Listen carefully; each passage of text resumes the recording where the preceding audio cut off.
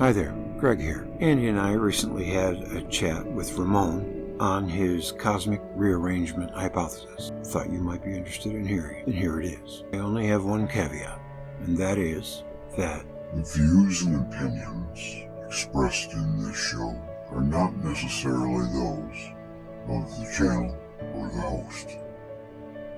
Thank you.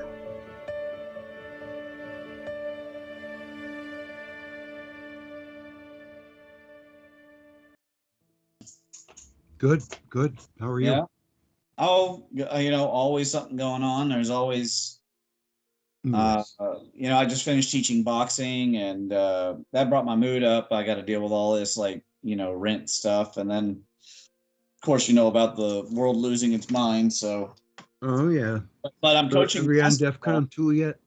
Yeah, well, I wouldn't be surprised. But I've been, coaching basketball for this church basketball league, and Saturday, God willing, we will finish strong and finish undefeated. But we'll see, right? It's all what depends on what God wants to teach these boys. Correct. So I've prepared them as much as I can, and they're by far the most advanced team in the league. So that's cool. And I've been writing like crazy, and my book came out. Yeah. So. I've got the directory up here so you can see of course, the big Conquering the Solar System. I always hope people will. There's no one behind you. Will download that. And then, there you go. And then, so if people click to Loot a Burning House, it takes them over to Amazon, and I put that out just before the Russia-Ukraine thing. So, I was basically right on to the timing. So it takes a bunch of the studies out of the directory. Of course, people will, that's the secret. Your audience could just download the papers, but then you wouldn't get this awesome cover with the hardback and an introduction and all that. So it's snazzy. Thank you. Yeah, they did a good job. Didn't they? Yeah. It was a pain in the butt, and there's still errors. It's just like no matter what, you keep harping, you keep cutting away at yourself. It's just you're never satisfied. But I got it out in time for before the Russia-Ukraine thing popped off, so I feel very justified there. It's handsome. Thank you. Yes. It was my idea, and then. Jessica, she kind of suggested a small change, and it made all the difference. Yeah. Because it used to be the gray Congress, and then the smoke up top, and this is much more dramatic, and the colors, it just really pops. I think it certainly makes a good coffee table book. So people should consider getting a hardcover for their home. And it does come in softcover as well. Bestseller for you, Bob. Well, me too. So getting a book published is not an easy thing. Well, it's self-published, but a real company put it together for me. To make it a little easier. I still had to do a lot of the editing and stuff. It was a pain in the butt. Yeah. But we got it out there, and so now, this strategy series and New Cold War column is. But I'm not done in that series. I'm already working on another. It's a MIMS war paper, and it's outlined. I've got 3 papers outlined, but even then, I've already got so many out now. So I gather you want to cover a few of them and take a little break from Conquering the Solar System and come back to the third part of that later, right? Yeah. It has a bit.ly link, so I just went ahead and opened the bit.ly link on this guy. And, it's an op-ed that I did, and I sent it around, and I covered a few things that are going to end up in the PIMS 2 paper, and also in the HIJIM paper. So if people don't remember, PIMS stands for Plasma Electromagnetic Sky, and HIJIM stands for Hollow Expanding Growing Electromagnetic Earth. And hollow is in quotes because it's not actually hollow. We're just proposing that there is hydrogen in the core. And it might be metallic hydrogen. It might be heavy water, like HHO stuff. We don't really know, but we don't think it's iron because the experiments in space show that heavy particulates, when you rotate a sphere, they go out to the crust, right? So we expect in HIJIM theory and PIMS, really PIMS and HIJIM are a pole that work together. We have the spheres of heaven and the spheres of earth. And in this theory, the crustal membrane between the two is where we live.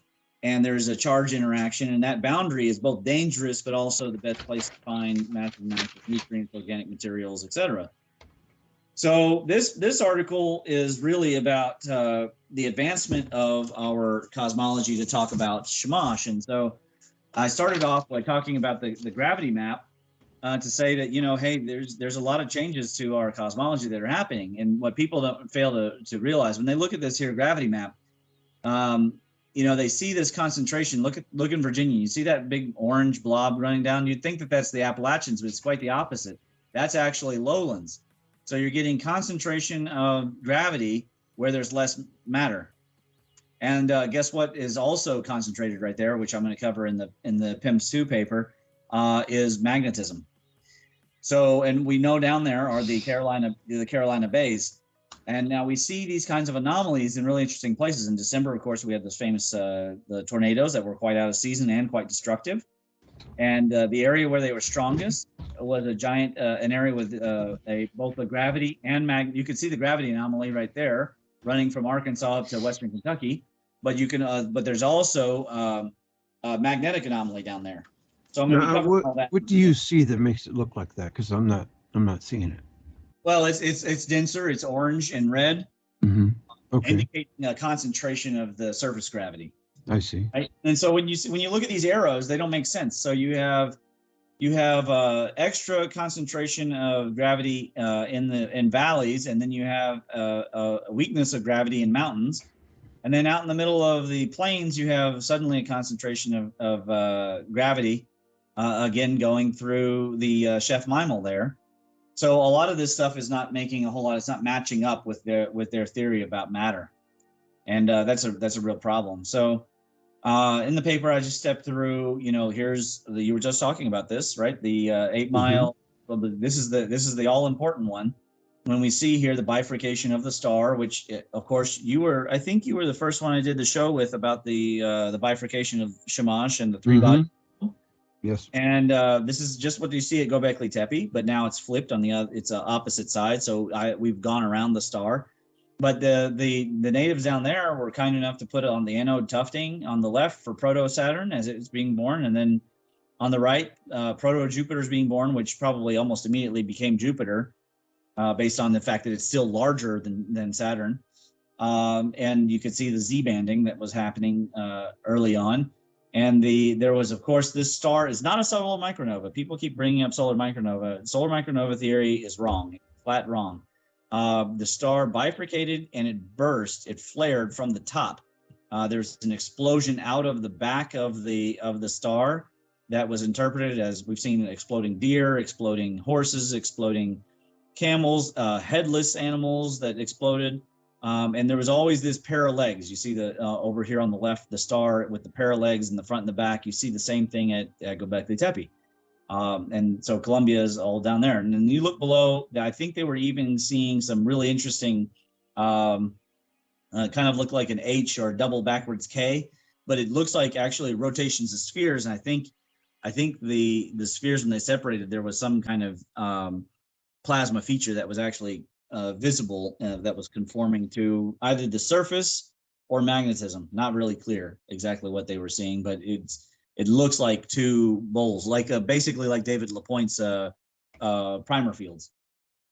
So anyways, I step through this. I show, the etymology of the sun being in the middle of the sky. I show the Chinese. This is all kind of old hat. We've covered a lot of this kind of idea before. You know that circle with the dot in the middle? That's the current symbol for self.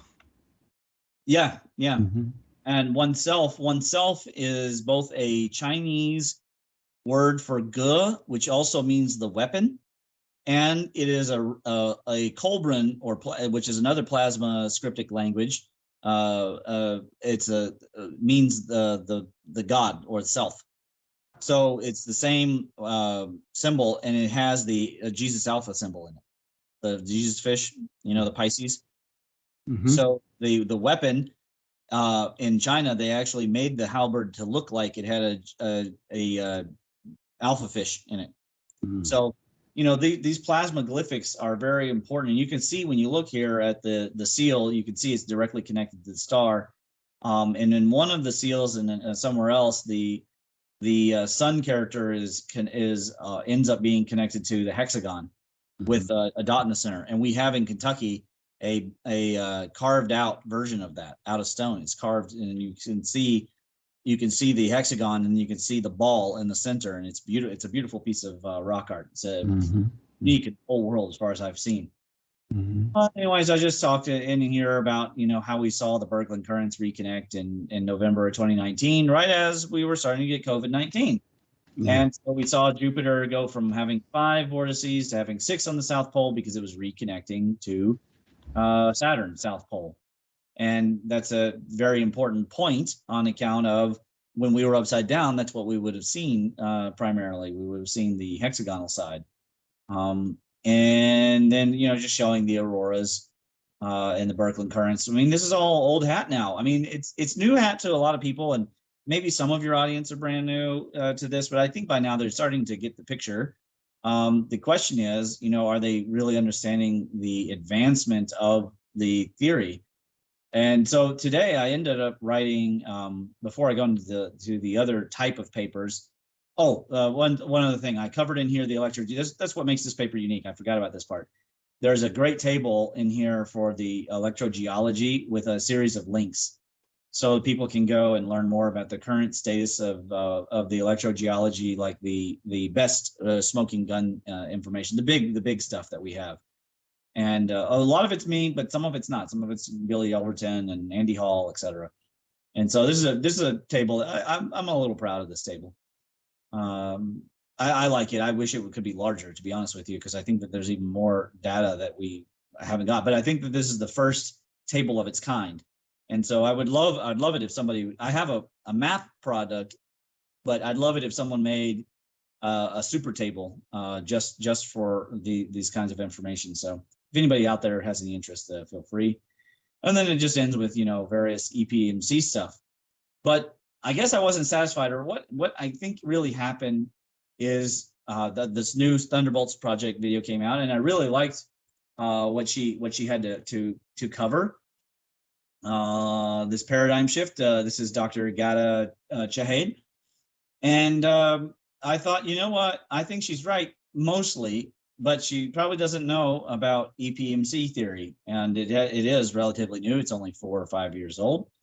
And so I went through and I responded to her. Of course, I outed a Nobel theorist who had been arguing with Crothers, and I went ahead and put in here and showed that these general relativity theorists are crankpots. He says that the Earth is 2-dimensional, and then I go into her talking about the paradigm shift, and then I get a little hard, and it's not that I have complete respect for the people at the Thunderbolts project, and I stand on the shoulders of giants, to be honest with you. However, there are some issues, and I cover those issues straightly, without pulling too many punches, especially here on pages 4 and 5. This paper is going to be out probably next week. It'll be finished editing. And I step through the various evidence, and then I go through and I compare with plasma cosmology and issues it has, and I compare with the magnetic universe and its obsessions, and then of course the standard cosmology. We already know its issues, which is what she was covering. It's data bank of inconsistent, incompatible extensions, and these have been mostly covered by the Electric Universe people and Robitaille, in his discussions of liquid metallic hydrogen. Very rote, lots of coverage here on these subjects, and I've already got several. If you're in there's a Dark Universe series over here on the left. There's so much information about when various things were falsified, which mainstream paper actually falsified those, and which leads me to the final page here. I went ahead and made a color-coded table, and so if you don't mind, I'll just kind of talk a little bit about the comparisons of the theories from this perspective. No, not at all. So, as you can see, I give a lot of credit to the extended universe, combine it with plasma cosmology, because basically everything in the electric universe, they take the plasma cosmology at its face value. They don't really argue with plasma cosmology at all. Plasma cosmologists seem to have a problem with the electric universe, but not vice versa, which makes electric universe really the larger paradigm, mentally speaking. And then there's probably a lot of the tendency, as I said in the paper, that the plasma cosmologists are kind of like Inky. They're the older brother to the Big Bang, but they're afraid of him, which is, I think, problematic, but it's just a choice. It's a career choice, I think, for most of them. Dr. Peratt famously was beat up in his career, and he was very upset with the electric universe people about them kind of letting the cat out of the bag that he was involved working with them. And I don't know every bit of that story, but a lot of the problems that are on this map have to do with human avarice and the difficulties of cliques and peer review cults. Now, the biggest task, you can see I take the standard model to task pretty hardcore. They really score pathetically. I mean, there's a couple of bright greens, but for the most part, they got a little dark green. They have a lot of yellow, a surprising amount of things that they do not like to talk about. They do not like to talk about out of place artifacts. They do not like to talk about electric fusion, which is bizarre because they know about fusers. They do not have a very strong philosophical basis. In fact, they kind of pretend that it never happened. It's a little bit of an embarrassment for them to talk about Isaac Newton's mysticism. So what are you saying? They're like spiritually void? Very spiritually void. And language-wise, That was Adusa's. I could have actually put a red on here for the language because they twist language, but I don't think they go after it from a perspective of linguistics. So I just said they ignore linguistics. But overall, you can see they have a very bad score. They snub anybody that doesn't toe the party line. So up here, Big Bang, the very first thing, they discluded Big Bang when they found the Methuselah star. That means that Big Bang is over. That's what that means, my friends. Nice. If you find a star older than Big Bang, and Big Bang is the start of the universe, ipso facto, there is no Big Bang. So, I go ahead and ding them pretty hard. There's a red box. They disclude it, but they haven't acknowledged. See, if they discluded it and then acknowledged that and they got rid of Big Bang, I'd change it to green. But the only one that the best job is done by the Robitaille and Crothers here when they actually disprove the Big Bang from a mathematical and philosophical standpoint. The magnetic universe people do okay, but I ding them pretty hard. I mean, they're interested in ancient stone, but there's a lot of obsession with aliens and conspiracies and yeah, they criticize cliquishness, but only EPMC provides a solution, which is an open source cosmology. Everybody. In their defense, I just want to ask you a question.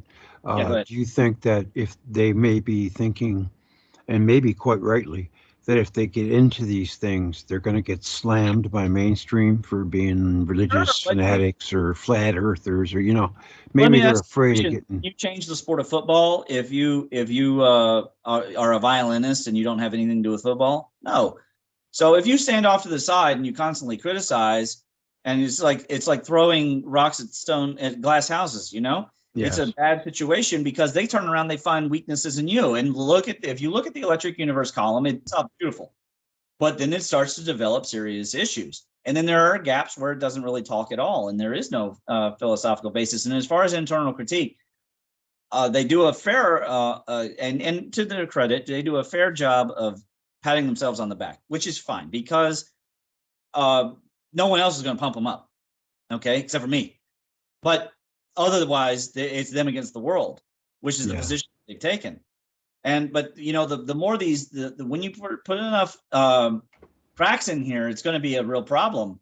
Now, the black hole thing, I give them the orange on there because I think that they're missing the boat when they're saying there's no black holes. They're missing the perspective that they really need to roll with, which is to say that there is no classical black holes, but we need to talk about what black holes really are. And they've begun to do that, but they mostly just attack the M87 image. Now, we all know that there's a problem with the M87 image because it was a priori. They knew what they wanted to find. They they throw out a bunch of data that didn't fit their paradigm, and then afterwards, boom, computer spits out this image. You know what though? We can use that, and that's what EPMC has done in the and we've correctly identified. However, I don't give full credit because there needs to be more work on the Bostikian superplasmoids to really finish that. And I hope to one day step through and write that paper. There are a couple of areas. I don't have any time to cover dinosaurs. The black squares all represent, needs to spend time on, like should be able to address. I just haven't had any time to spend time on dinosaurs. And as far as language goes, my interests are solely in plasma scripts. If there was somebody that was interested in linguistics and then followed the EPMC standards and really followed through with it, I'm pretty sure that they could absolutely split open the mytho-historical facts and get us to a stage that's never been done before. Like never, that would blow Sitchin out of the water, but would be the same equivalent mind-altering paradigm shift that we saw with Sitchin and the 12th planet. You see, he went into the language. Now, whether he did a good job or not, that's been under a lot of debate. You have the mainstream, of course, says he's a quack, and then you have people over at Ancient Astronaut Archive who say that he has it perfect. And, the truth is probably going to be somewhere in between. But we need real linguists to step through that. So there's some weaknesses to the EPMC, but by far, it deals with everything else really, really strongly. Now, this is, a little bit unfair. I seem to be patting myself on the back, but bear in mind that my papers contain internal critiques. And in fact, in the light paper that I'm going to go over in a second, I include the dissensions of Robert Ashcroft, who is the writer of The Nature of Things, which is not available yet. And I realize the audience is probably not impressed with that. But I'm sure the audience is not going to be impressed that I'm citing a work that is not available to the public yet. However, his is a philosophical work, and he's still working on how he wants to order things and everything. And let me tell you, he had plenty to say. If people want to know what Ashcroft has to say, they just have to listen to the Pulse. So come over to the Pulse on my YouTube channel and look at, which, by the way, you can get to. So on the gateway, if they go to home and communication, I'm sorry, not home, communication. Let's see, well, they just type in shows, whatever. Just go to the little search bar and type in shows, and they'll be able to find all the Pulse shows linked there, the playlist. So yeah, so I when I compare with the condensates and the magnetic universe and the MOND, of course, MOND does a terrible job at almost everything. And I don't even understand why anybody is still using MOND. Because it's been, falsified. But it's between EU theory and EPMC, which is really just a little tweaking on the ideas of the EU, and the most especially the fact that it's an open source paradigm, and that we don't have any tension except, but I'm sure the audience is, and that we don't have any tension except, I think Robitaille's wrong about the sun not being electric. Other than that, there really isn't even any tension between the plasma, electric, and magnetic categories. So this paper goes through. You think the sun is not electric? He does have he has one video, and it's the only time it's come up. And I assume that there's some tension within the community or something, some reason why you would do this, because he has an old paper about, the liquid plasma condensates, essentially, and it's an older paper of his. But in one of his videos, he claimed that the solar surface was electrically neutral, but that's not true because we see vortices on the surface. But other than that, I think he's doing a good job. The sun has to be electric. I'm going to tell people this: the sun has to be electric because there is an electric field accelerating the particles, and the magnetics is not sufficient to cover it. The mainstream has now covered that. Uh-oh. So we're getting. Yeah, I've just been dropping in and out. Sorry about that, Ramon. That's okay. That's okay. Some reason the internet's been a bit fuzzy the last few days. I understand that it's been a lot of technology compression, I think. So if we have, the mainstream acknowledging now, 50 years late, of course, that there is an electric field and they've measured it, I think that they've done a good job, but you notice I didn't put on here electric sun. That wasn't one of the random subjects I put on here. So this could be a 100-point list, and maybe EU would still. It obviously, you can compare the left column and the middle column, and the electric universe is absolutely destroying the standard model. There's no comparison between the two. However, overall, I don't think that Dr. Gatta is correct. I think that really the EPMC is the only one that's providing the language shift that is necessary. However, a lot of my ideas remain to be proven out completely. For example, that the unified ether field is the proposed unified PIM force. So the fractal harmonic side of PIM force. The real test for EPMC is when we finally get to reworking Newtonian mechanics and actually mathematically totally redoing, breaking it down like an old, super sport, and redoing general relativity with tensors that work and don't violate unimodular coordinate theory, the way that Crother's pointed out that the other one does with creating first order differential invariance, and then actually rebuilding it in terms of the plasma electromagnetic force. And now, why do we call it the plasma electromagnetic force? Because you really cannot discuss the electromagnetic force without discussing the matter that it is mostly existing in its behavior, and that is clearly showing unique behaviors in the unique way that plasma behaves. And you really can't talk about plasma without talking about electricity and magnetism, period. And you can't talk about magnetism without talking about electricity. You can't talk about electricity without talking about magnetism. The problem for this community is continually trying to divide them up. That's not going to work. And the magnetic universe people are going to have to understand that. That's why I included this hilarious. I had written this out, said that magnetism is not gravity. Then I get onto her video and look in the comments, and here enough, sure, someone wrote gravity equals magnetism. Well, no, it does not. Gravity does not equal magnetism. And I don't care how many people in your comment section or anywhere claim that it does. It does not. They've tried that, and they've measured in the lab, and they are not equivalent. So gravity is coming from charge and charge arrangement. Wall-Thornhill is correct on that. Now, proving Wall-Thornhill is correct, that's one of the big problems I say in here. There's a lot of books in the electric universe community with not a lot of papers, right? Whereas I have the opposite. I have a lot of papers, and I'm opening myself up to criticism, and I criticize my own work, and I retract things if they're wrong, right? And then I don't, and then I have a few books, half of which are free at the moment, more than half actually. So it's important that we pick and choose which paradigm is the one that's going to carry into the future. I think that the electric universe is like feminism. It's going to polarize people because it's identifying only one pole as the thing. The same thing with the magnetic people, the magnetic universe. Like David Lapointe, they want it to be about one thing, and it's not. I have a huge criticism as well in the magnetic community with their obsessions with conspiracies and numerology. Listen, we have conspiracies in EPMC too, but it's always got to be means, motive, opportunity. There's a standard there: means, motive, and opportunity. If you don't have evidence, then it isn't worth writing about it yet. Which is, I do have a paper that's going to be coming out. It's War Economy. I'm going to go over the human flesh industry.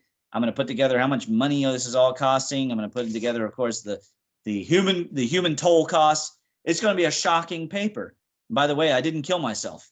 So if that happened, I definitely did not shoot myself, or especially in the back of the head twice.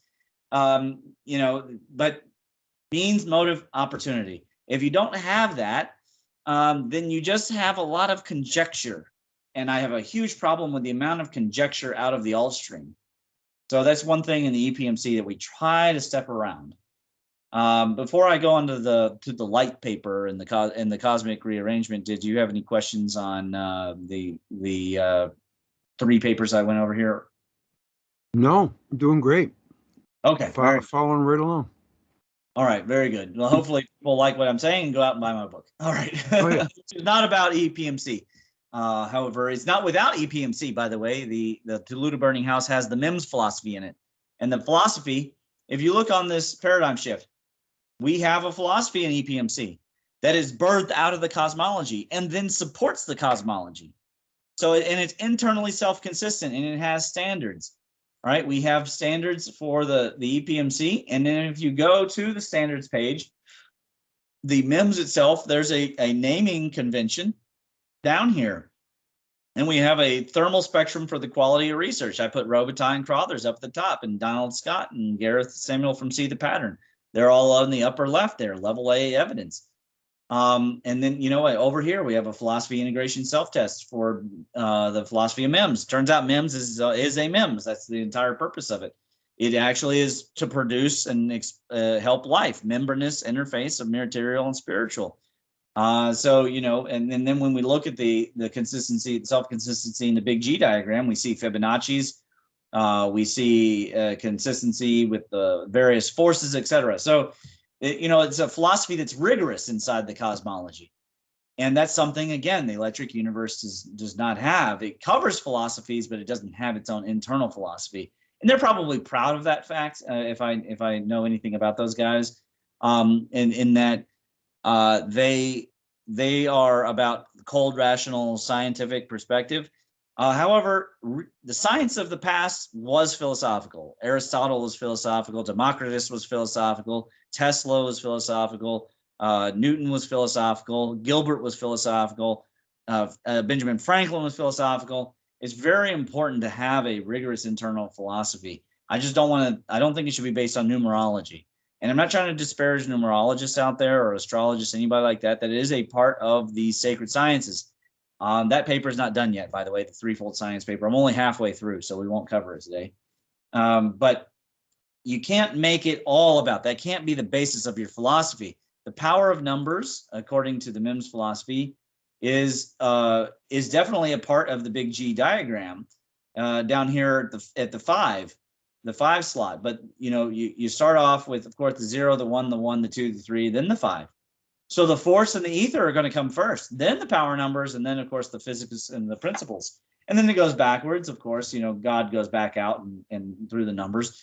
And these are all modulating each other and controlling each other.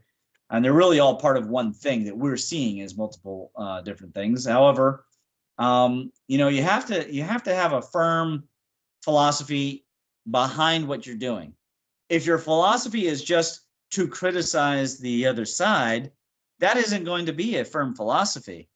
And now if the scientific method is your only philosophy, the problem is it's been shown using the scientific method that the scientific method does not itself necessarily create better conditions for human living.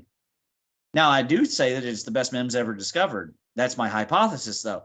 We need data for that. That's my hypothesis in MIMS too, is that the scientific method is the greatest MIMS ever created. However, there's a lot of evidence showing that it's also incredibly dangerous. We have a lot of toxicity, a lot of pollution, a lot of war, a lot of obsession with technology. So, you know, the data may not prove out my theory. It may be proven that prayer is the best MIMS ever created. It may be proven by a capitalist that money is the best MIMS ever created. I haven't proven these things. I've just made hypotheses about them. But at least we have a philosophy and EPMC in which to explore these ideas and these different things, and to play around and to say, you know, it's not metaphysics anymore, it's a philosophy, and we can actually deal inside that philosophy and this is important, that there is a plasma basis for this, a membranic interchange of material and spiritual. Now, in the original MIMS paper, I digitize. I unanalogize the spiritual into being about the mind, the psychological.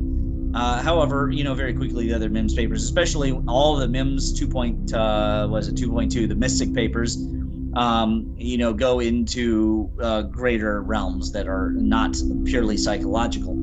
However, you know, we need evidence, always evidence and data, because the power of numbers requires information, data, and things that can be calculated. And then math is no longer something you worship. It is now a tool. And I'd like to make that very clear to Ashcroft. One of these criticisms in my light paper was that, you know, it's setting it up to where mathematics becomes God again. No, it does not, because mathematics remains an engineering tool The power of numbers is not mathematics. The power of numbers is a realm of strength in which it is its own sovereign, just like the force is its own sovereign or the ether is its own sovereign.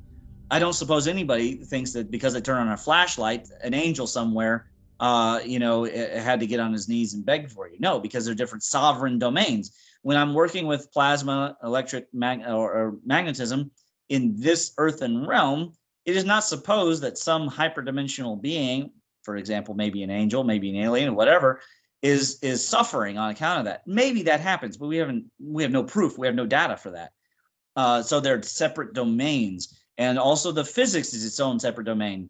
And Feynman did a whole video about mathematicians versus physics, how they use math. It's very important that the physics, and by extension chemistry and all the principles, everything under the principles, basically you could just call it the P power, or just power itself, is its own sovereign domain. But of course it is both related directly to God and subservient to God. And then consciousness under the Lord, the L power, is definitely and I'm very glad that I went with L power instead of C power, because in one of the papers, I think it's the cosmic rearrangement, I end up talking about the similarity of the L. In fact, let's just go over to that paper. So if people would please download these new papers to help the algorithms. We're going to use the bit.ly link that's on the cover, but it does really help if you download these new papers. So again, on the directory, all the papers you see in bright green are going to be the ones that take you to that. Okay. So in the cosmic rearrangement hypothesis, I had to lay this paper out in order to really truly finish the light op-ed.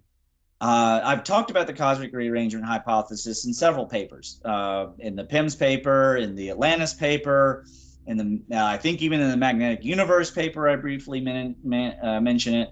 And the concept is to get rid of fusion and get rid of transmutation as separate concepts from each other, not separate. In cosmic rearrangement hypothesis, there is no obsession with power level, in that, okay, think of it this way.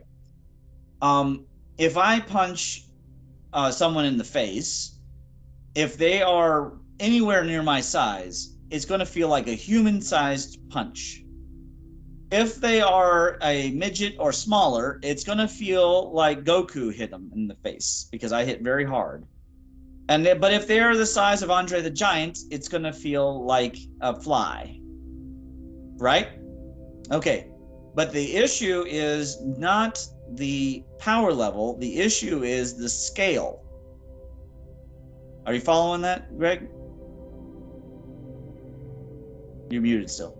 Yes. Yes. Okay. Right. So the issue in cosmic rearrangement is all about scale and zoom. So the rearrangement when Gareth covers in his video about biological transmutation, that isn't a surprise in cosmic rearrangement hypothesis. You don't need Large Hadron Collider power or tokamak power. You just need a proper amount of energy to cause a tumbling. This tumbling is to move. If you picture a pile, again, we're using the Platonic solid idea, a tetrahedral, a very large tetrahedral image of marbles. If those marbles want to go downhill, they want to. They just need energy to help them do that, or they need energy to stay up on the top. Either way, it's irrelevant to it. It doesn't matter to it. It wants to stay whatever atom it is, because it has no incentive to either give up energy or to gain energy. Now, if it undergoes a chemical or nuclear interaction, right, caused by presumably a plasma process for the most of the universe on the crust of the Earth, of course, it's going to be a normal chemical reaction, ionic bonds, covalent bonds, hydrogen bonds. Then all it's interested in is, hey, do I have enough energy, or do I need to change state? It doesn't care about an arbitrary chart of elements. It doesn't have that problem. All the isotopes in cosmic rearrangement hypothesis, I propose a utilize what the light paper calls a SAM2 hypothesis. And so we'll cover SAM2 in a minute. But the main gist is you don't need to worry about, per se, the valence shells.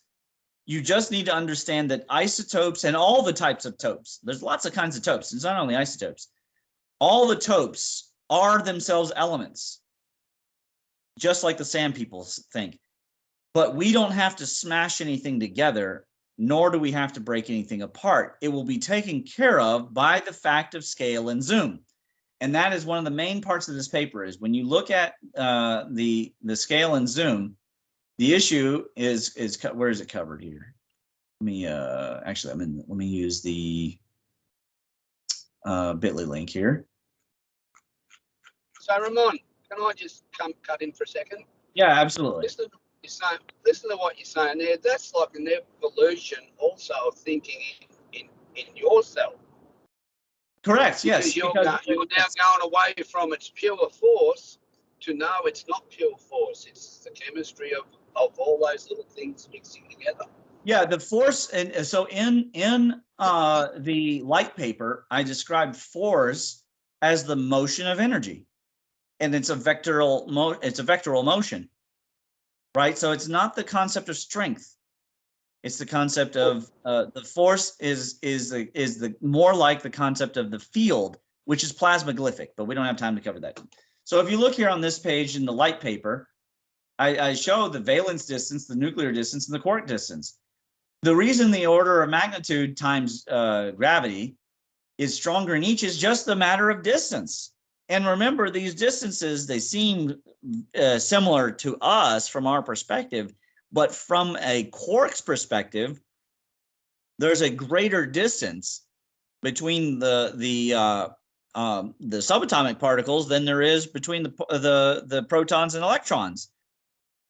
And that's a huge, profound thing. I mean, it's way more spacious relative to itself than a solar system is.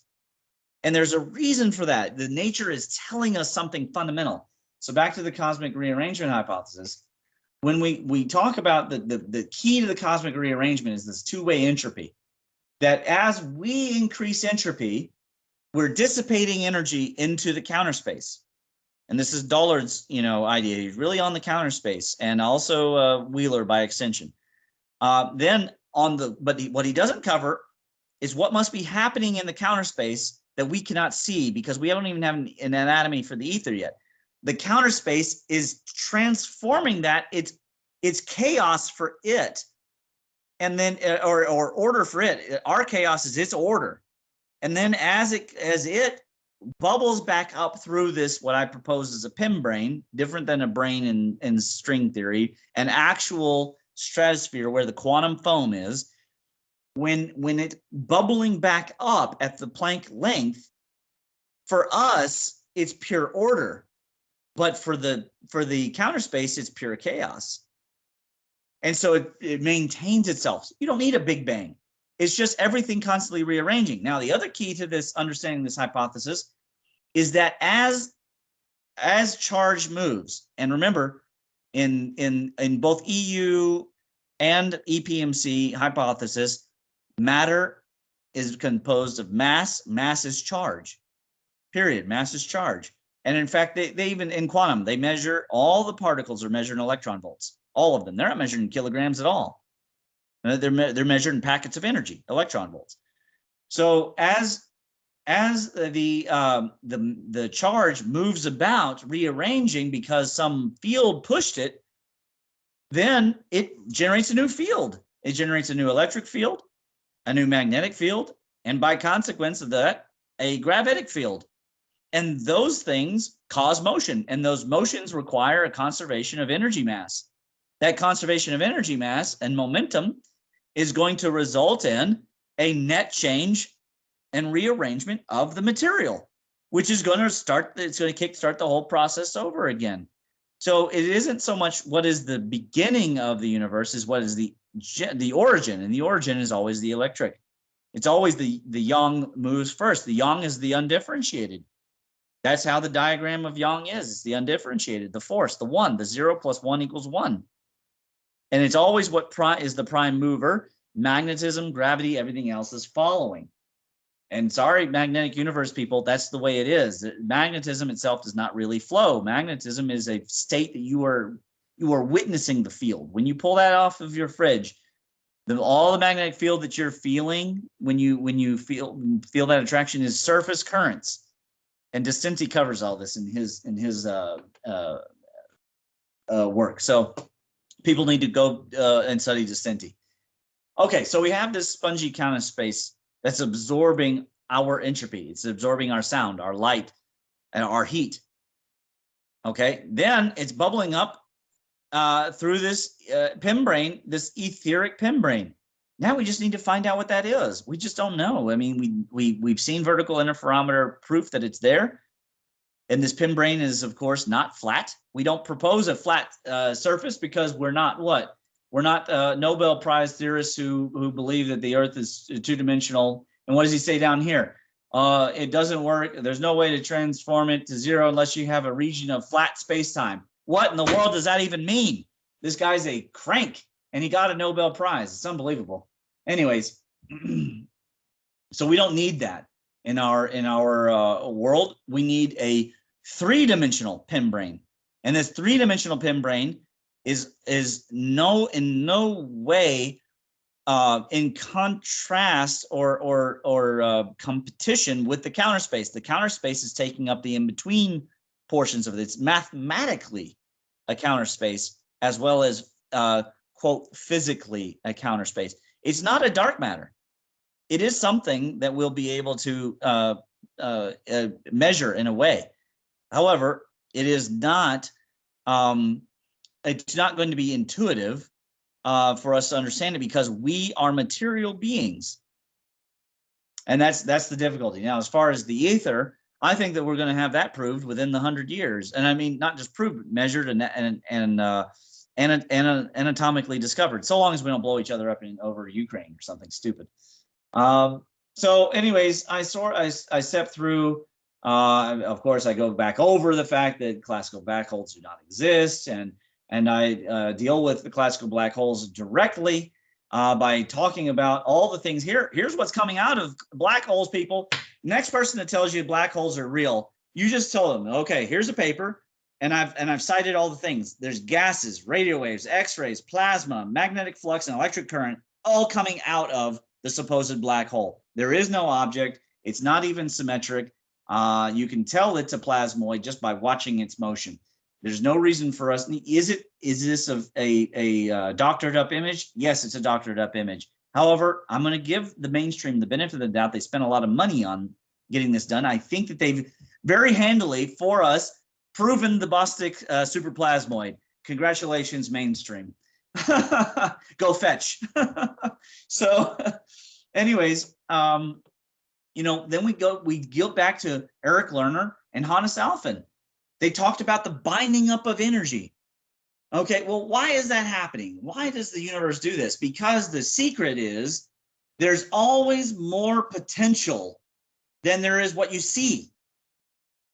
Very important. And then we get into the nuclear rearrangement. And this cosmic rearrangement is SAM2 compliant, and we'll go over SAM2 in a minute. But the nuclear rearrangement is no different than when I've talked about it in the galactic or solar system rearrangement. It's just a matter of scale. It's all arbitrary, which is exactly what it would be.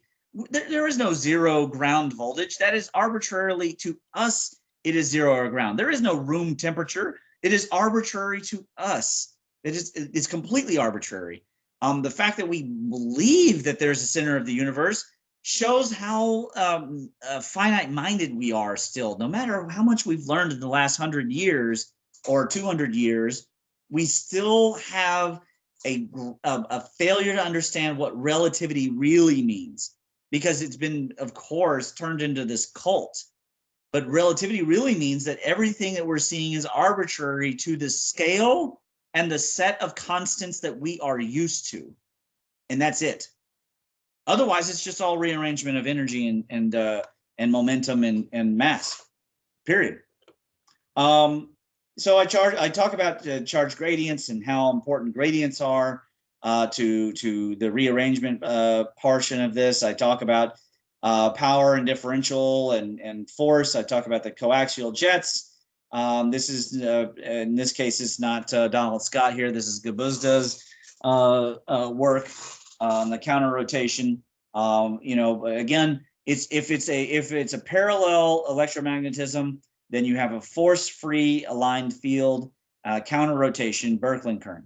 If it's 90-degree parallel, you have a Lorentzian arrangement, and again, you have Distinti's definition of the imaginary number. So we'll go over that in a minute too. So then I bring this into discussion of how important capacitance is to understanding, and I give an example here. Of course, this is Wall, Thornhill, et cetera. They have discussed this almost ad hominem, wrote. However, what I've actually done is shown people, hey, here is a grand example of the capacitance and the induction happening in these solar systems. You cannot get away from it. These are charged. There's lightning in here. Everybody knows that. We've got lots of photographic evidence of lightning inside of supercells. Everyone knows that there's lightning inside the supercells. So what is happening here? You have a rotation of charge. You have a big flat. You have several flat spaces, and you have a gap. If you have a gap and you have a bunch of flat surface like that, you're going to have capacitance. Period. These clouds are being held up by charge. And then I give a definition of homeostasis that really shakes things up here. It doesn't mean equality of things. That is a false understanding. We teach it to kids because it's easier to understand osmosis if you talk about equal concentration inside the cell, outside the cell. But that's not really what it is. The cell doesn't want that. The cell wants that only because of the physics, but it doesn't really want that.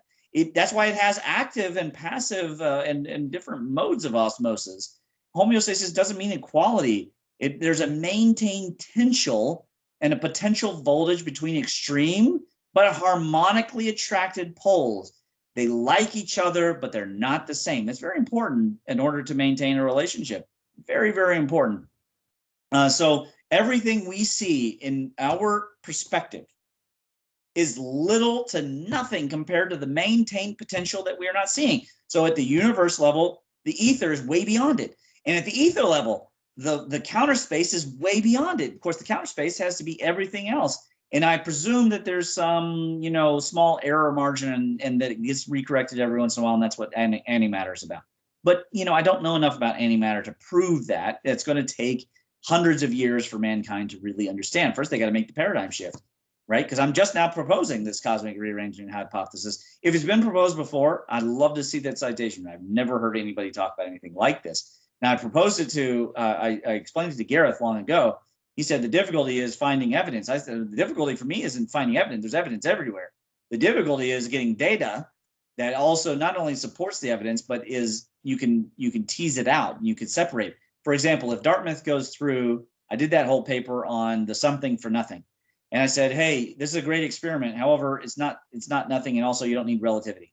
And then I sent it off to Dartmouth College. Of course, crickets, right? They're afraid to answer for the cult of Einstein here. However, when they do that experiment, how are they going to prove that it's the counter space that they're getting energy from and not the ether? If they don't know that there's an ether, right? They first need to do the experiment for themselves and do the vertical interferometer and see the ether. Then they need to go, okay, now we need to find an anatomy for the ether. Okay, fair enough. So then they find an anatomy for the ether. Now, have you really gotten something from nothing? And if they do that, now I still think it's a good experiment. I think that they need to do it. It's quantum. It's all quantum related. It's in one of the other papers. But will they really have an answer for us? No, I think that they won't.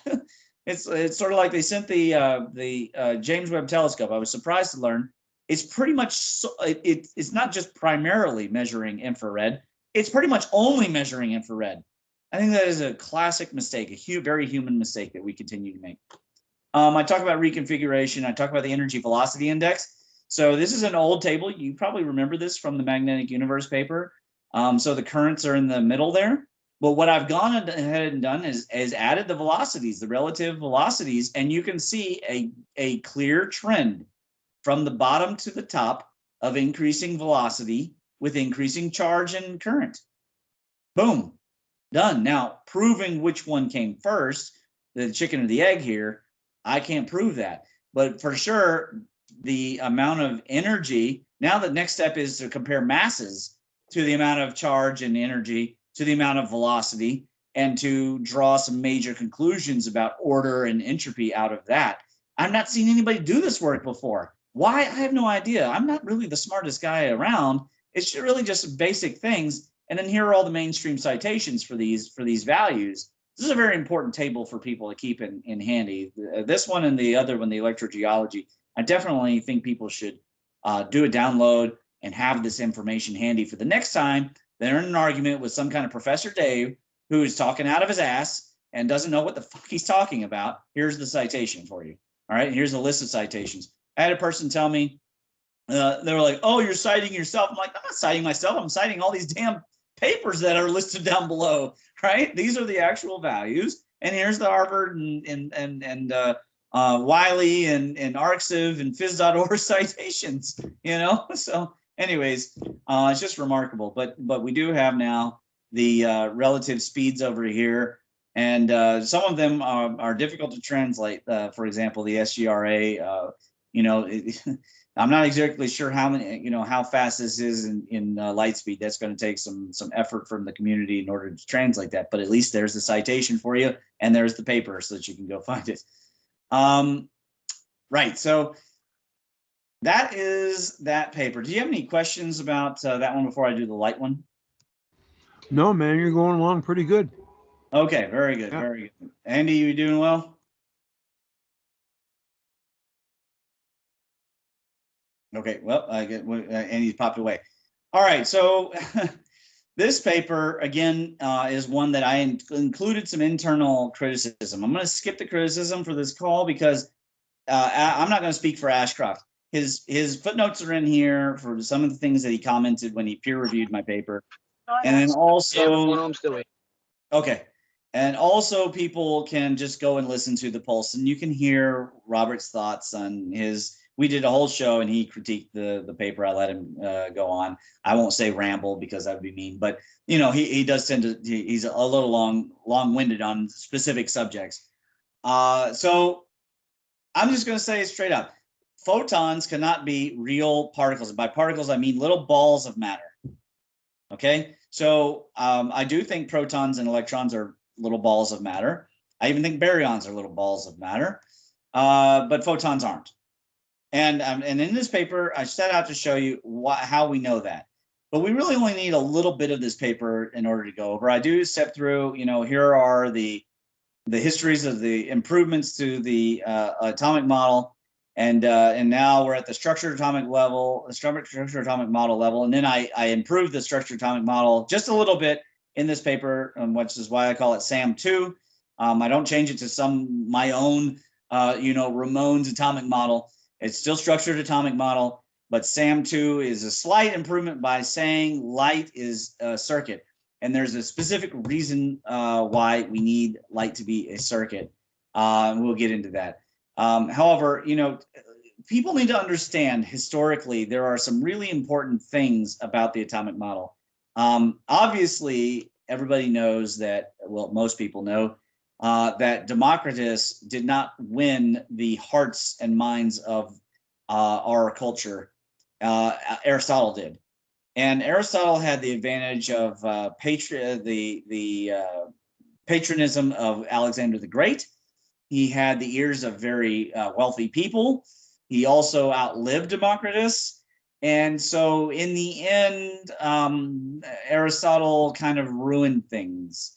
And you look there from 400 to 1860, you know, basically we didn't make any progress. And that's a real shame because who knows what would have been different about, like, you know, but anyways, I'm glad to be alive now. So it is the way it is.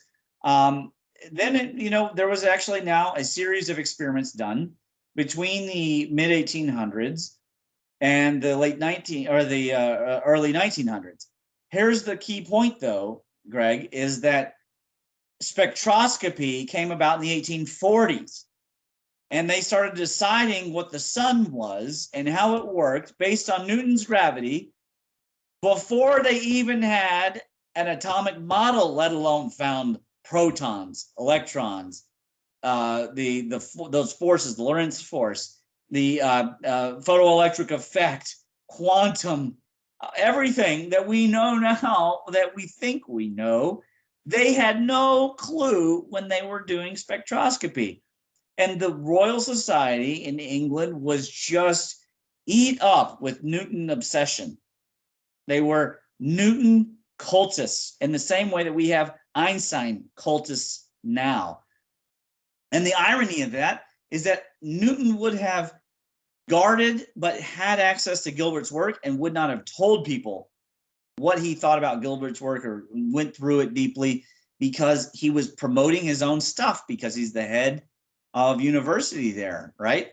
And he even hid calculus for a while, right? Why? To keep himself on top. He's able to do calculations nobody else can do, right? Because he has engineered a tool, a MIMS, that enabled him to do that.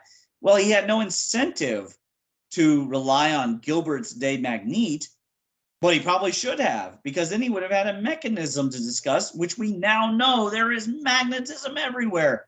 Turns out dark energy, what they said was over 70% of the universe, is primarily magnetism.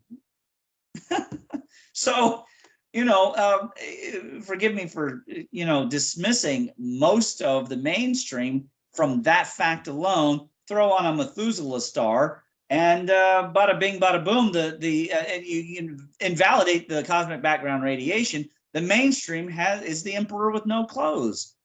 The fact is that we did not have proper models for electromagnetism for a long time after electricity and magnetism were being measured. They were being measured in the 1600s, 1700s, early 1800s, and we didn't have any kind of models until after J.J. Thomson. And then we slowly made progress, and we came up with some really interesting things, but then we get to this wave-particle duality. Well, here's the problem. Something cannot be both. I cannot be both a 5'9" male and a 3-foot penguin. It just doesn't happen that way. So the issue that we're running into is, oh, well, sometimes it's a wave and sometimes, no, it's neither. It's neither of those things, but you can sometimes model it as a wave, sometimes model it as a particle. So how do we know it's not a particle? Let's get into that. Here's 10 reasons. Number one, we have seen that it is definitely quantized energy exchange, but it alters its speed, quote, instantly upon changing the mediums, including going back to closer to the speed of light. Like say it goes through a glass of water. When it goes through the glass, it slows down. When it goes through the water, it speeds up. Then it goes through the glass, it slows down. Then when it comes back out, it speeds back up again. Well, that makes zero sense. It violates thermodynamics, right? And light has no mass. It cannot impart momentum. All the momentum that's been measured is really the Bifield-Brown effect. And it does not bend due to gravity. It's reacting to the PIM force directly. And what we see, we don't see lensing out past the R equals 1. Otherwise, everything out in space would look funny because there's gravity fields all over the place. There's light, there's stars all over the place. You can't look in any region of the sky and not see stars when you really, right? You zoom in with the Hubble, you let it go for a little bit, boom, stars start appearing, galaxies and stars start appearing. Everything would be being constantly warped out there. It's not a flat space-time, right? It's a three-dimensional PIM space. So anyways, light, if it did have a particle form, when you move out from a source, you would start to see concentrations. It would move around like water.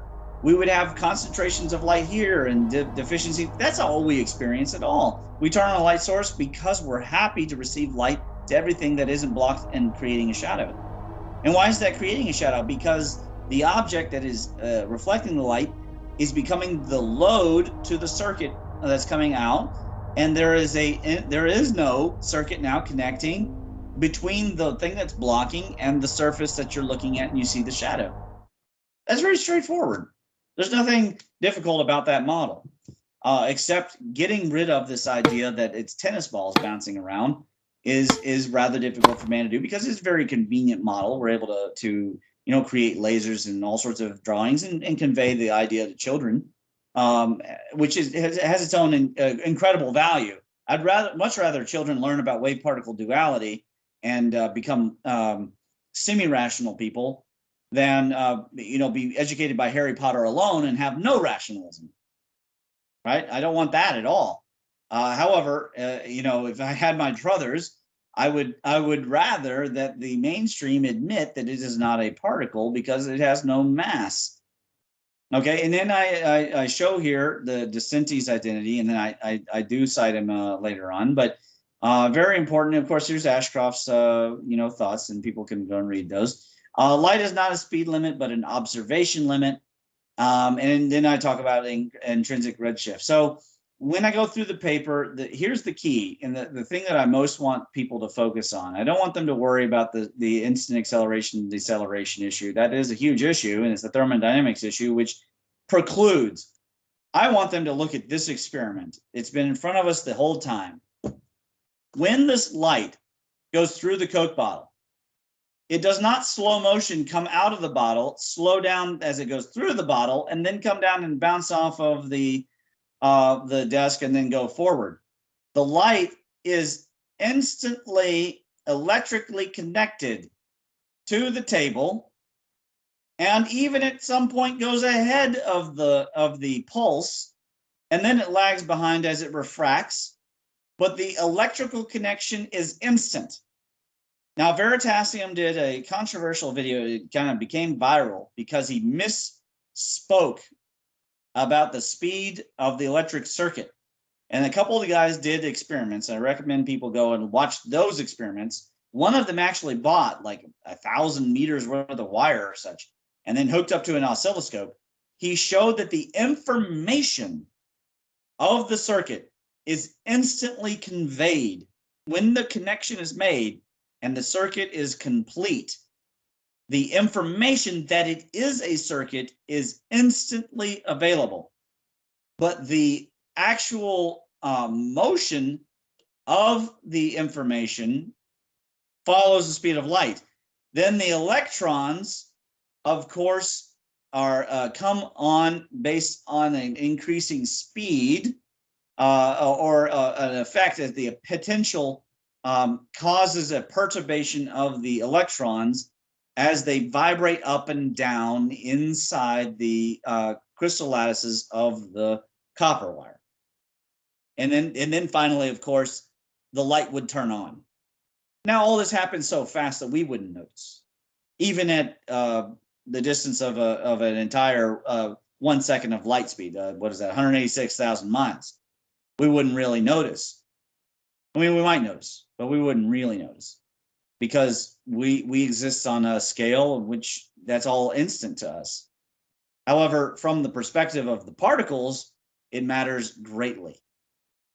And the light itself is behaving as a circuit. Now, what kind of circuit? I propose that it is a Birkeland type circuit, a counter-rotational or vortitional field. I'm not going to get into crazy geometries. Very simple. So then I get into the talking about inductance and the triple L theory. I get a little bit metaphysical, and I admit that. See, the circuit has a metaphysical model. At least I say it. The general relativity guys don't do that.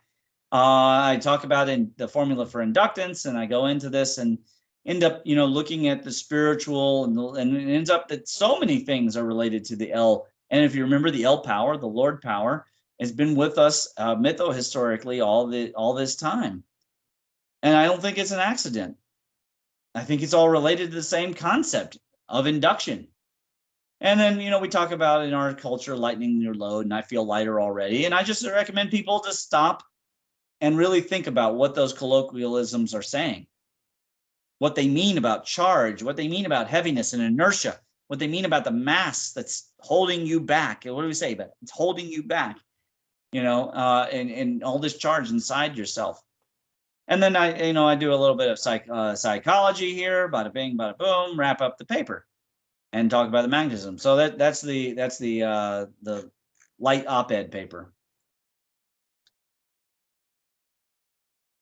the last paper I have to cover is the ancient architects, Matt. You know, I've tried to open Matt's mind up to the truths about Chris Dunn's work and about the Shamash theory. He's just missing the boat. But it's good to follow people anyways, because you can learn from anyone. And he did a video on the Göbekli Tepe skulls with the grooves in them. And so this is not an op-ed. This is a breaking news. Because when I saw it, I immediately saw something from the addendum 2. Take a look at skull 3 right there. Greg, doesn't that asymmetric Alwyn look similar? Yeah, look here on skull 3 on the left there. Oh, look yes. Look at the Alwyn glyph. Look how it's asymmetric. Mm-hmm. Now, remember, we did a whole video about the asymmetric and why it's so important, the asymmetric glyph. And of course, people can also go to the electric view and see the first time that I revealed that paper to the world. And I cover why that is so important. Mathematically, you can measure a ratio. So the ratio here, of course, most people have heard me talk about the octagon ratios, the diameter ratios of the stars and gas giants, the cosmic egg ratios. This ratio is a very simple one. It's the A segment, which is from the top to the bottom, divided by the D segment, which is the asymmetry part of the two vertices between the right vertice and the left vertice, where they originate along the A axis. Now, if you notice, of course, it's going around its surface. Okay, and there's probably a reason, right? Because the sky is round from our perspective. So I am conjecturing that they're using these skulls as star maps of the god above, which means this was probably a king, but we don't know for sure. It could have been an astronomer. It could have been a sacrificial victim for all we know. Could have been a virgin. We have no idea. However, when we look at it, we see the curvature and we can do some rough trigonometry and calculate. So that's what I did. I stepped through. I did some rough, you can see the handwork. I did the trigonometry and found the ratio. And wouldn't you know, it's less than 1% different than the A to D ratio of Eagle Mound. Now, is that conclusive? Yeah. No, it would be better if I had the physical skull in my hand and it could measure with calipers. And it would be better if somebody went out and did a site survey, engineer level, at Eagle Mound in Ohio and got the ratios to be so precise that it couldn't be missed. But I presume also if some guy's carving on a skull with some chert, he's probably not going to get down to the nitty-gritty precision. Now, was every asymmetric Alwyn that close? No. Some of them were, let's see, I think I had up here, we had a 3% difference with Alligator Mound. And in Kentucky, they went anywhere from 17% to 40%. But that could be only a matter of perspective or angle or time of year that they measured it. Or maybe it's the fact that they were carving on rock, and rock isn't that easy to carve into. The fact is that the Eagle Mound is the best engineered one. And it's also the same site of Newark where the Jovian octagon mounds are done that I showed were definitely, without coincidence, the North Pole of Jupiter vortices. No coincidence. It's impossible. It's a 0% chance. 1/4 times 10 to the 45. It's not possible that there is a coincidence. And Newark was the best of the 3 site samples. So at Newark, you have this Eagle Mound, and it's within 1% of what is on the Göbekli Tepe skull map. So I think what we're seeing here is that what the Göbekli Tepe people were interested in, and we see this from the enclosure shapes, is the god. Right? Now, they're going to call it a skull cult, a death cult, whatever they want to call it. And I'm not saying it's not a cult, but the question is, what would they be interested about death? Probably interested in God, right? I mean, they're probably interested in the Lord. And then I cover some of the other ratios, the C/B ratios, etc. And it's a real simple paper that I did, last week or the week before or whatever. And I'd recommend people take a look at it and then go look at the original work that I had done on the Addendum 2 and also on the in the very first Plasmaglyphs Part 2. In fact, let's click it real quick so people could see. Okay. It would be early-ish. Let's see where. Here it is. Here's where the asymmetric. So these are out of Kentucky. And then this is Eagle Mound. Yeah, the turkey foot. Yep. And this is the Alligator Mound. And then you could see the star must have exploded, or something was exploding. Yeah, who knows what was happening? Maybe that was the planet Uranus coming in and disrupting the Lagrangian arrangement. We don't know. We don't know because no one bothered to ask the natives, except for maybe Thomas Jefferson. And wasn't he mysterious afterwards with using ciphers with Lewis and Clark? So we don't know exactly what he knew, but we do know he was interested in the death of the megafauna and the extinction of the megafauna. We've covered that quote many times about the Delaware Indians, what they told Thomas Jefferson. However, we don't know how Thomas Jefferson really took it. Here's some of the actual stone carvings. You can see the asymmetry. So the natives were interested, and you can see again this left foot. The unanatomical left foot that's constantly occurring, and then more asymmetrical Alwyn's. Again, some kind of arrangement. It was in the sky, and things were breaking down and changing up and above. So, anyways, yeah. So that's what I've been up to. There's another asymmetric Alwyn right there on page 52. There, I should have mentioned that. No, oh, hey, look, here's that hexagon with the ball in the center. You can see how they carved out. Yes. And make a beautiful ball. You can see perfect. Yeah, you can see it. Basically, it is. You can see that it is not a complete hemisphere, which is exactly what it's like when you look at a large a ball far away. You only see about 40% of it, and so they were clearly seeing some kind of alignment. And there's other ratio measurements from me doing hexagon measurements and octagon measurements and things like that. That's that old paper I had done. Old hat stuff. And that's it. That's mostly what I've been up to. I think you're basically caught up. Oh yeah, that was excellent, Ramon. I didn't ask a bunch of questions because I didn't want you to have to make left turns. If you got questions, let's do a little chat. No. I was absorbing it all. I was digging it, and I just let you go. If you have questions, probably the audience has questions. So fire away about the light circuit, whatever you want, man. Well, we can do another segment. I mean, even I can live stream this, and you can join the live stream. And if people have questions, I'm sure you can deal with it, or you can talk to them. What about Andy? Andy? I know Andy's driving to some little vacation spot, so he's muted. It might take him a bit to get to the. There you go. Yeah, I'm here. I've got you down, Ramon. You got any questions, Andy? Well, I was just interested in, I dropped out a couple of times, but I was just interested in, from Ramon's point of view, of how over time, as he's looking at this, and I think a lot of us are the same, you can't just say one sheet's it. It's all a broad sheet. Yeah. And it takes every little piece. Yeah, it happens. So, time. The electric universe is an important part. Mm-hmm. Absolutely. The spiritual part is a very important part, and you'd argue possibly the Big Bang is an important part. Well, yeah, so they all interconnect. You can't disprove. What I'm getting at is you can't hang your hat on one.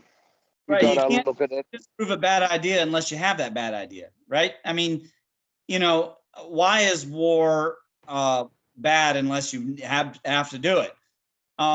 Because it's destructive. But if you never have had war, you never experienced war, look at how many people are out there crying for war and warmongering. But it's because they never experienced it, right? They never took even martial arts class. Right. Okay, if they came to my martial arts, if they grappled with me, they would never want war, because grappling with me is hell. It's not fun. And so the thing is that we need the polar to understand. We need the bad cosmology, so one day we appreciate God's creation all the more. Yeah. We're just not currently doing that. It's one way of looking at it. Well, I'm not saying it's a good thing. I'm not saying that I prefer it. But maybe we had it too easy. Maybe the Enlightenment, they had it too easy, and then we had all the technocracy has made our life too easy. Well, I don't know. The population is asleep. The government gets away with everything, whatever they want to do. It's like the mainstream's the same way. Yeah, I would say, well, it's an extension of the same problem. Mm-hmm. You know, you'd say that, you know, but the EU was a great first step. They had the disadvantage of coming up with the paradigm before they had internet, you know, 2.0. And so that's the difference, is that I'm standing on the shoulders of giants, but I'm not going to tell them that they're right about everything. They're just not. They're factually, they don't talk about a huge number of things. They don't talk about Uranus and Neptune and Mercury. That's a problem. And then they haven't really spent any time talking about the asteroids as compared to how much you talk about the comet. Well, you know, they stay away from anything that has anything to do with electricity. They're just not allowed to talk about. I'm talking about magnetism. I'm talking about the electric universe. I'm not even talking about mainstream. Yeah. No, well, the mainstream is worse. You could see on here, the mainstream is the worst of the lot. Right? I mean, Mond is pretty bad, but you know, at least they're trying.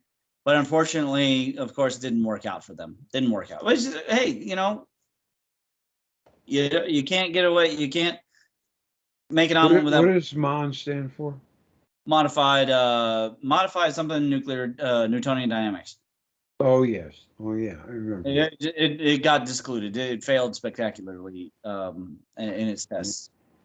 So, you know, I think they've gone back to reworking it. For some reason, some people are just mechanics minded, and I get that. They're mechanics minded. They're interested in Kepler's laws of motion and Newton, and you know, but that's just not, you know, what we see in terms of, you know, plasma and electromagnetic behavior. Not everything is mechanics. So it is very important. In fact, really mechanics is just a scale or zoom focus, a fractal behavior of the PIM force. That is very important to understand why cosmic rearrangement works. It works because everything that we know is a scale or zoom fractal reflection of the entire PIM force down upon its one sense. It's a Sierpinski triangle thing. Okay, so it doesn't look like superconductivity is related to cavitation, is related to cymatics, is related to you know, quantum mechanics, but they are all related. But how they're related is not necessarily the most easy thing to see. Yeah. But the underlying theme of all of it is charge and electric fields. That's right. Yeah. Well, fields in general. But the field, the definition has to be the relationship of the poles. Without the poles, then there is no real field there. I've often wondered where the electricity comes from. Well, I just told you that the cosmic rearrangement hypothesis is that the counterspace is then producing the order that bubbles up through the ether. I see. Which quantum people call the quantum foam. We call the ether, and is bubbling back into our reality as order, but it was chaos from the perspective of the spongy counterspace. Because the spongy counterspace is busy absorbing our entropy. In what way does it absorb our entropy? We don't know, but we know that light shifts. Now, we call it intrinsic redshift, but why would it intrinsically shift? There needs to be a force being applied inside of itself. Why is it internally shifting? Because it's going through and encountering over those long distances. The light is encountering the spongy counterspace, and it's being siphoned. Its energy is shifting. And it's also encountering cosmic dust and baryons and all that too in the fields. It's encountering all those things. It's all over layered. It's like one cake. Let me ask you this, Greg. Yeah. You like pancakes? You know, I'm not crazy about them, but yeah, they're okay. Okay, fair enough. All right. So next time you make pancakes, I'd like you to separate the pancakes back out into flour and eggs. I don't think you can do that. And water. Yeah. You can't do it. No. Right, because then it wouldn't be a pancake anymore. Right. That's what the universe is. But they've tried to do that for well over 100, over 200 years. They've tried to separate it up and divvy it up. That's not the way Newton even looked at it. Yeah. about Newton mechanics. Look at how Newton saw the world. He was interested in light. He was interested in the science of optics and what was being revealed, the revelations of this science. I often wonder, what did Newton think about lightning? Why didn't he maybe start putting some things together electrically? Well, he might have, but if he went on about Gilbert's work, that isn't going to help him with his position, is it now? No. So he had his own conjecture. I don't even think that he necessarily believed gravity was the answer. It's just the way that he wanted to talk about it. And his model does work on a macro, on a normal human scale. That's fine. Nothing wrong with that. But there is something wrong with worshiping it and then trying to make the universe conform to that. That isn't going to work at all. Right. Yeah, it's a big problem. In my opinion, it's a big problem. It's a financial problem. It's a social problem. It's a political problem in a lot of ways. A lot of careers have been ruined. A lot of careers have been ruined because somebody stood up for the force. Mm-hmm. Can't ruin my career. Not that way, at least. Right. Oh, yeah, man. It's been excellent, Ramon. An excellent night. What do you think about my table? Pretty useful, huh? Oh, yeah. I think it's very useful. Absolutely. Yeah. I'm thing. particularly proud of the collection. Again, it's not my work. I just put it all together. Mm-hmm. This kind of thing. The velocity. I'm sorry, where is it here? Pretty good synopsis. Where did it go here? No, it's not this. It is back in this one. Currents in space. This one. You know, I mean, the velocity current index. You know, or energy velocity. Definitely. Yeah. Very important. Very important. You know, that people know how to put those things together. So hopefully people find these products useful and go forward. Sure. Either way, I'll make sure to include links in the description for you. Yeah, great. And also, if anybody wants to provide this to either this video or my paper to Dr. Chihade, I think I'm sorry if I'm butchering her name totally, but I think that people should be made aware of it. Yeah. Not my job to convince the guys over at Thunderbolts Project that they've got this to make. It's not my job. My job is as a scientist to present the information that I see and that I find. And I'm happy to use their work, the plasma people. I even use Ben's work, even though Ben is wrong about the micronova theory. But I use Ben's work all the time. I cite him all the time. He is wrong. He's flat wrong about the solar micronova theory, and then that's just. I think so too. Sorry if it interferes with his ticket sales to the end of the world. That was Saturn. You know, it's just not. It's just not correct. Well, we know that the flare went vertical because everybody recorded it around the world. They recorded the flare and it went vertical, and it didn't radiate outwards. It went straight up. So material was hanging around. We went through the material, and then that induced the thunderbolts. At any rate, you know, not everybody can be right. I'm going to be wrong about something. I was already wrong about my lunar theory as the cause of the Younger Dryas event. Now we know it was the breakup of the star was the cause of the Younger Dryas event. When I first wrote the megafauna extinction paper, I used the moon as the vector because it was the closest thing that had definite signs of electrical scarring. And so, you know, that go and look at my paper and you can see where I was wrong. And then that's okay. It's okay to be wrong, you know, and but I stand upon the shoulders of better people. But all these people that are claiming that they could have precise dates for when everything happened, I don't care how famous they are or how not famous they are. That's crackpot. You can't. There's no way of knowing precise because we don't even have reliable dating methods, right? And the only way that carbon dating will work is if you're not having nuclear rearrangement, and that nuclear or transmutation, if you want to call it that for short. And that's going to happen anytime there's a major electric field or electric current or thunderbolt, anything like that. And it's going to change the site and you're going to get crazy dating. You can do wild dating that doesn't make sense. And it doesn't make sense because isotopes have been sequestered, right? Neutrons have been moved around and what's making up the neutrons have been moved around. So you can't use that dating. It won't work. It won't work either the negative, like for near dating or for far dating. You don't. It's unreliable. You got to throw it out. So only where we have stable dating that we can compare things, and hopefully we can look at relative record or tree rings or something like, or ice layers. That's the only time that we're going to have any reliability, which is why I don't deal with dinosaurs a lot.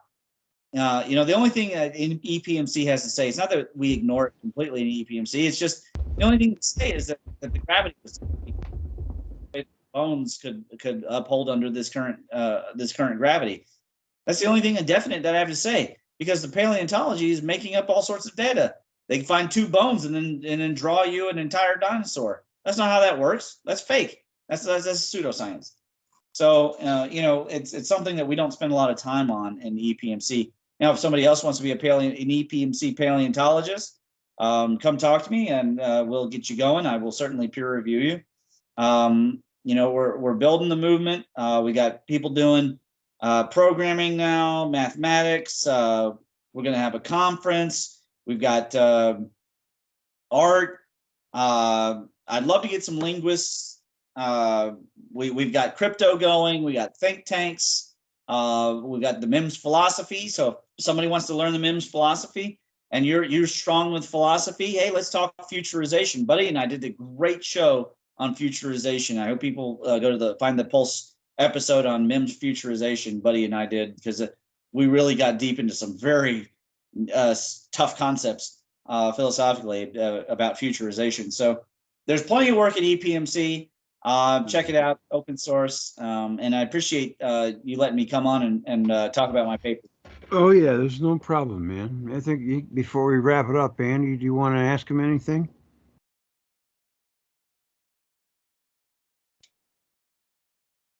Andy, are you with us? Yeah, I'm with you. I just had Would to you like to ask unmute. Ramon anything before we wrap it up? We've been going for about how long now? What do you think? Probably 2 hours. Hour 40. Yeah, hour and 40.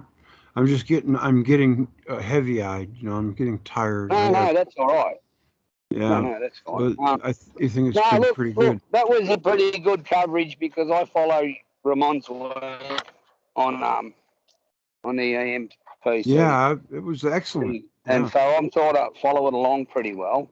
Yeah. And there's not a real lot I would ask, because along the way, but like I've said during the discussion, I'm just noticing how Ramon's coming along, how there's all these different things coming into it. I think you could live 10 lifetimes and never be able to put it all together.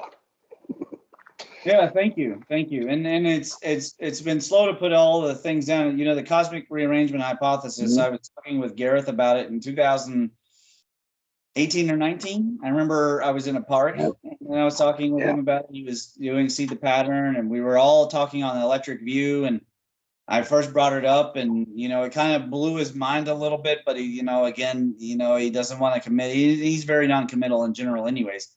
And now I'm finally writing it. Look how long that took.